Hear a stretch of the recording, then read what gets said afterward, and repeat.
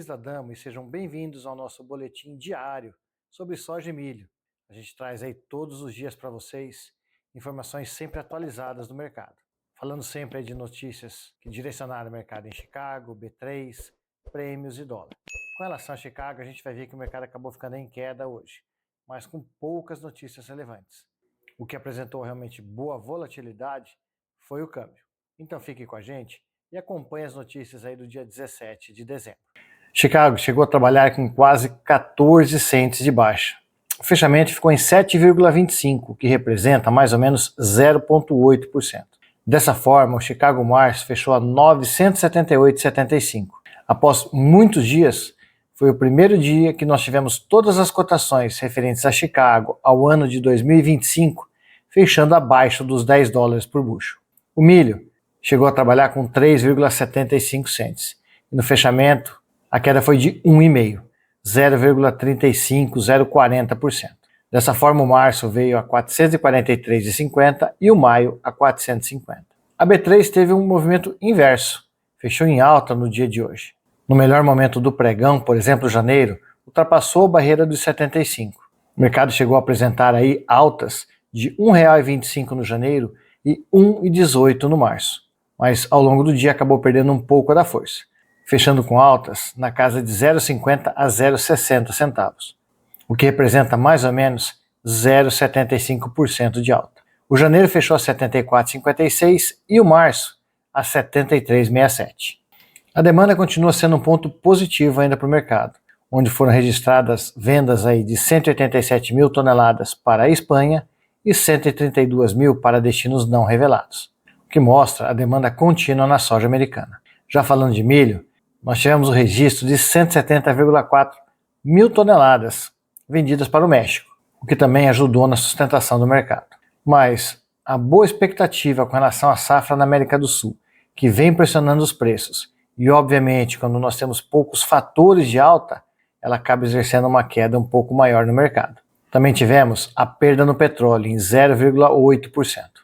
Outro fator importante foi com relação ao dólar internacional, fortalecido durante o dia com até 0,20%, que foi direcionado pela cautela do mercado antes da decisão monetária do Fed. Então podemos considerar que o fortalecimento do dólar e a boa safra na América do Sul foram os principais fatores aí de pressão nos preços. No prêmio Spot, aí, o 2024, falando do janeiro, nós novamente observamos os prêmios caírem no Brasil. Isso porque eles devem buscar igualar os prêmios da safra 25, ou pelo menos se aproximar. Fevereiro se manteve estável e o março com ganhos aí de 5 cents. Mesmo a alta hoje no dólar não foi tão suficiente para que rodasse bons volumes para a safra 2025, a ponto de continuar pressionando os prêmios. Já para os preços em reais, nós vimos aí poucas oscilações. Uma praça ou outra com uma oscilação levemente positiva de 0,70, outra negativa de 0,70% também. Isso porque o mercado já está muito mais local. E as necessidades para esmagamento e para exportação reduziram bastante nos últimos dias, o que reduz muito a liquidez da soja 2024. Já no caso da safra 2025, no melhor momento do dia, quando o dólar batia suas máximas, nós observamos ganhos aí na faixa de mais ou menos 0,70 a 1% de alta. O milho também foi outro fator positivo a nível de preços, com oscilações na faixa de 1,5% a 2%. Isso porque o câmbio ajudou bastante na valorização do produto. Além disso, a queda no milho foi muito menos sentida em relação à queda na soja. O dólar, que foi o grande ponto principal da data de hoje, teve uma boa valorização para cima. Na máxima, chegou a bater 6,2089. Ele ultrapassou a barreira dos 6,20. A mínima foi com 6,0594 e um fechamento a 6,0955, alta de 0,07.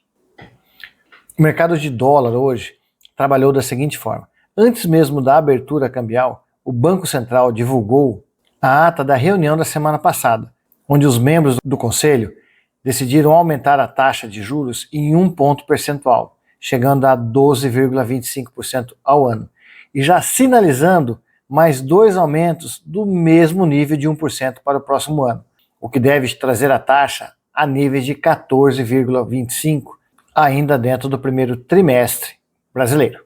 Mesmo com essa medida do Banco Central, tentando mostrar boas notícias em em relação ao aumento de juros para tentar acalmar o dólar, isso não foi suficiente.